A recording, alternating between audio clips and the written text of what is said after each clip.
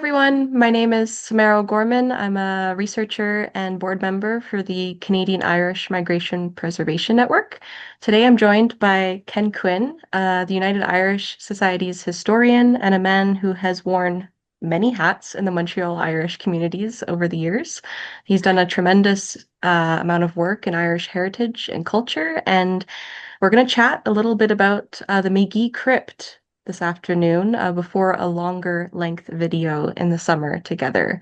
So for those watching today, Ken, would you like to say a couple words about yourself, your role in the UIS, your freshly new role here in the CIMPN, and kind of what interests you, I guess, on a surface level about McGee and his crypt?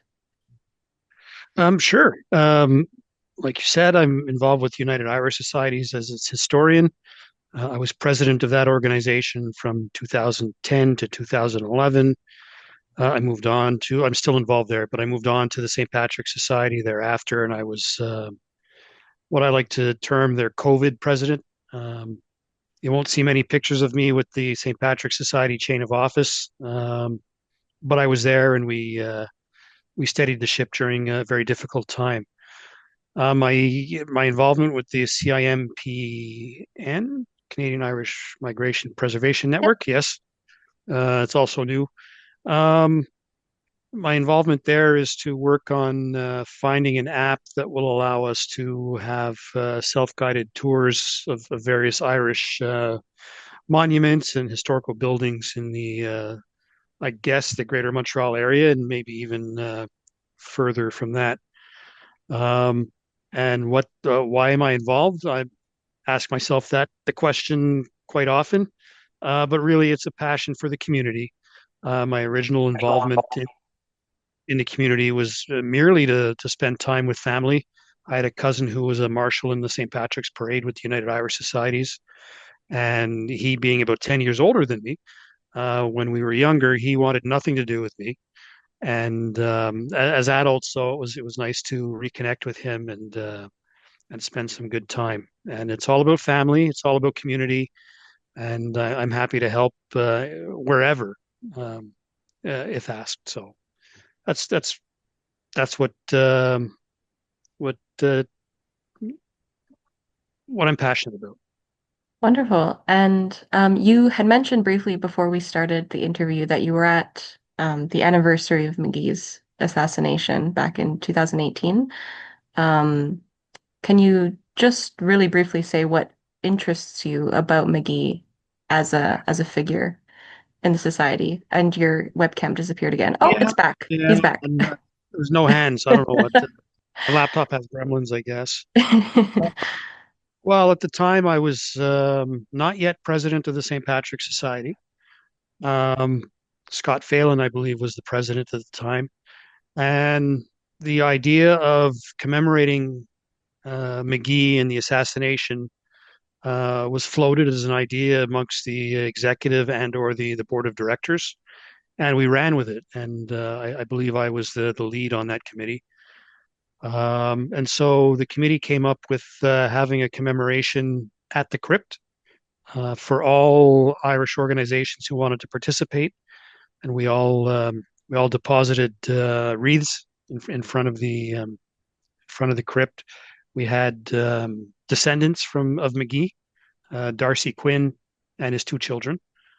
From there, we went to Mass at St. Patrick's Church, or Basilica, sorry, which is where McGee actually worshipped when he was here in Montreal. And if you're ever in the Basilica, you'll notice there is a pew with the Canadian flag towards the back. Well, if you're looking towards the altar from the back, it's to the left, the back of the church. So we had Mass at church. Following Mass in the same location, we had Mark O'Neill from the History Museum in Ottawa give a talk amongst other people. The History Museum was so kind in bringing some of McGee's original books Mm. that they have in their collection um, for people to at least view. That was nice. And from there, we went to Hurley's Irish Pub for a little bit of a more of a celebration where we had some Naturally.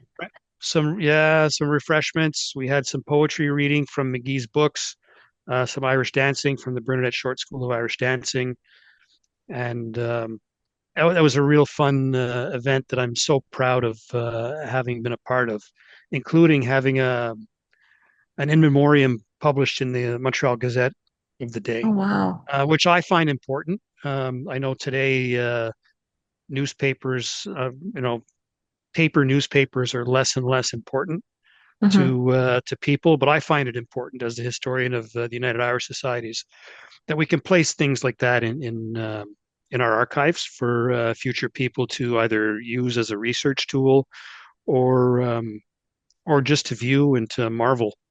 Um, Oh, 100%. I'm always on the favorable side of tangible, visual cues in history.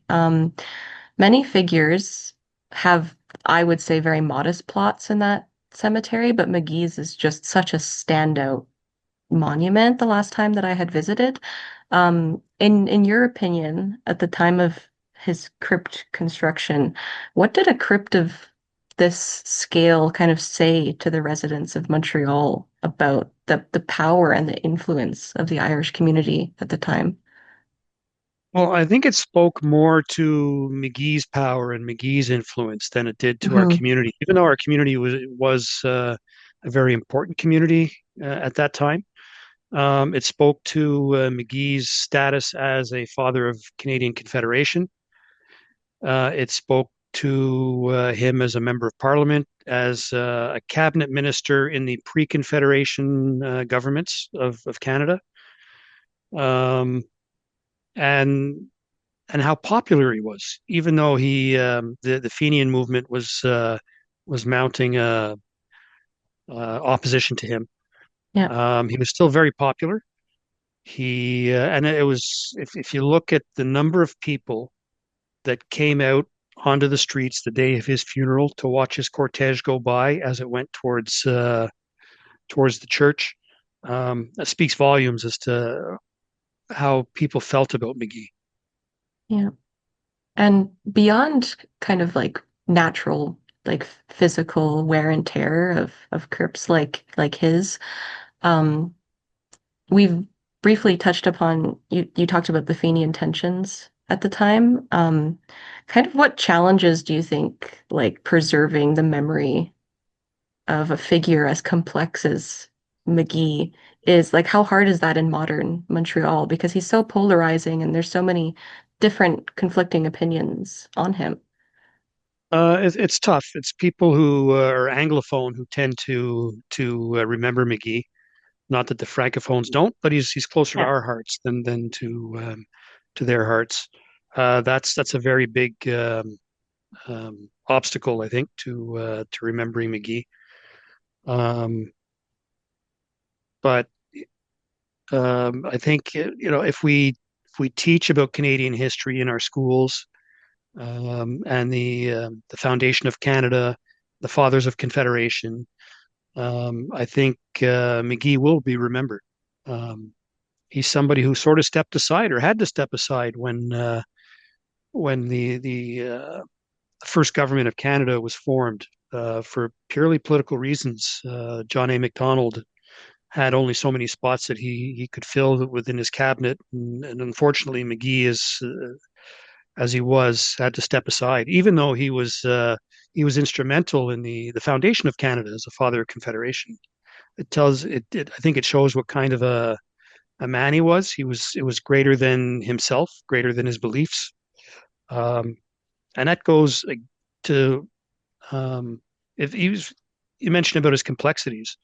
Hmm. When he was in Ireland, he was quite the Republican, Yes. um, anti-monarchist Republican, fought for the Irish people. Yeah. And when he was forced to leave, he came to North America, and I believe he settled in the Boston area, and in any case, in the United States in that area, before coming to Canada. And when he was here, I think he really realized the power of alliances. Um, Even though the British were an ocean away, they were still a force to be reckoned with. And Hmm. realized it was very important that Canada stay within the umbrella of the monarchy to to help protect us as a country against the United States and any invasions that they might have thought of. Absolutely. And kind of moving away from his character for a bit, who are some of McGee's neighbors in the cemetery, if you know on the top of your head, and kind of what does this say about his social circle at the time? I'm curious. I know of one that always stands out for an interesting reason. He's a neighbor of Honoré Mercier, who was a premier of Yes. Quebec. Um, and I say there's an interesting reason. If you look at the wall, the front wall of that crypt, there are so many Mercier names on that wall listed of, I don't know if they're buried there or they've just passed away. Um, but there are a lot of Mercier names on the Mercier crypt, which is either next door or within a crypt or two on one side or the other of McGee. Interesting about Mercier, um, good friend of the Irish community and indeed a past director of the St. Patrick's Society, Thomas Mulcair, is a descendant of Honoré Mercier, the former premier of Quebec. Oh, wow. That's incredible. I wanna touch upon you briefly mentioned his funeral procession. Iconic. It was one of the largest that we have ever seen in Canadian history. I think it's 80,000 people in the city attended out of only like It, 100,000 at the time. Correct me if I'm it was wrong, but huge, it was and something of that scale. probably many of them were of Irish descent or of Irish birth, keeping in mind that the famine years, or the Great Hunger years, 1845 to 1847, wasn't that long before McGee was assassinated, a mere 20 years. Yeah. So anybody that came over here in the 1840 time range was well aware of who McGee was and how important he was to Canadian Confederation, which was only not even a year in, right? Confederation, July 1st, 1867, and McGee died in April of 1868. Um, so I think when you're from there and one of your own was so important in the building of this country, you sort of have a little bit of pride. And so when he was assassinated in Ottawa after that night, after that beautiful speech he gave in Parliament, I think the people of Montreal of Irish descent or birth were saddened, but also had a sense of pride in that was one of their own. Yeah, absolutely. And it's kind of a legacy in a way, not only for his politics. You touched upon that he has been remembered for so many things, one of them being his poetry, which I'm a big fan of that kind of his poetry reflected both Irish and Ireland landscapes and then Canadian landscapes and how he felt about both countries. And I thought that was a very unique stance that he always took. And a fun fact that I always return to, or like a folklore tidbit, maybe with you as a historian background, we'll diverge opinions on what I'm about to say, but I always return to this folk story about James Whalen, the man who was convicted of murdering McGee, and how he isn't buried in Montreal, but his spirit is because his family believes he was innocent to such a high degree that in the early 2000s, they held a ceremony in Ottawa, placed some of the earth near where he was buried into a box, buried that box at the Notre-Dame-des-Neiges Cemetery here in Montreal, just a few feet away from McGee. I really want to know your opinion on that. And James Whalen as a whole, and kind of the fact that his spirit is now laid to rest because I believe that trial, whether he was innocent or not, was kind of very badly handled back in the day. So, what are your opinions on that? Well, I think the optics were poor, um, but it was handled, and he was convicted, and Yes, he was executed, and he was buried in an unmarked uh, grave at the prison, I believe. yes, Um, so for his family to have all these years later gone to that area, taken some dirt from the general area, and brought it to the Notre-Dame-des-Neiges Cemetery for burial with their family.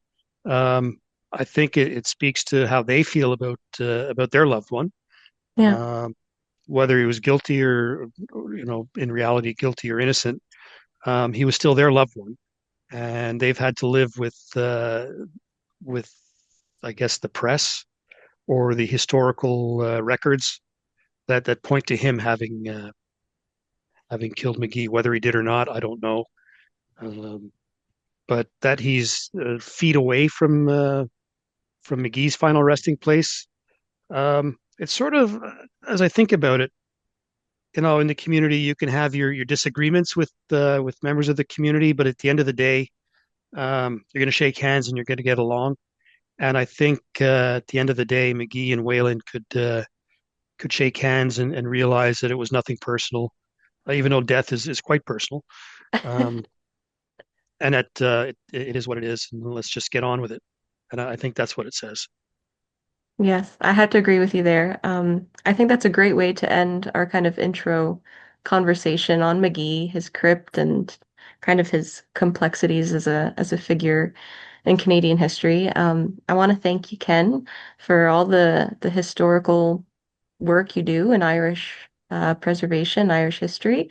And for those watching today, I just want to remind everyone that this is just a taste of another video that will be filmed in the summer when it's a bit more comfortable to walk through a cemetery together, not in inches of snow. So, Ken, the floor is yours if you'd like to share anything more in the last couple of minutes. Well, McGee was, as you said, a complicated um, individual. He was actually expelled from the St. Patrick's Society a mere months before he was assassinated in, I would say, 2011. Maybe, yeah, it might have been 2011. The St. Patrick's Society held a debate between Dr. David Wilson from Toronto and Peter Shea, the then historian of the St. Patrick's Society. They debated on whether McGee should be reinstated into the society. Um, I'm pretty sure that Mr. Shea advocated against, and that Dr. Wilson advocated for. At the end of the day, Wilson won, and and McGee was posthumously readmitted into the society as one of its members. If you look at the plaque that's on the crypt, the door of the crypt, um, it says that McGee was the most eloquent of the fathers of Confederation, which I believe is true. Yes. It's a very Montreal sort of a plaque. You could see that the name of John Loy is on the plaque. John was the third president of the United Irish Societies of Montreal. He was a fervent Republican as well. Um, but he worked with designing things like the Rhotic Gates at McGill University. And I guess he was involved in the design of that plaque. And to see his name on there and to see something that really didn't need to be expressed, that McGee is the most eloquent of the fathers of Confederation. I believe the St. Patrick's Society name is on that plaque as well. Um, Again, it shows you that, as I said before, between Whalen and McGee, you could sort of shake hands, Yeah. make up and just get on with it. I think that's what the St. Patrick's Society did um, when it posthumously readmitted McGee into its membership roles. Wonderful. Well, thank you for sharing your thoughts, your opinions on McGee as a whole, and I'm excited to get a deeper look in the summertime, Ken. Look forward to meeting you at the crypt. Yes. Thanks, everyone. Sláinte. Thanks for watching.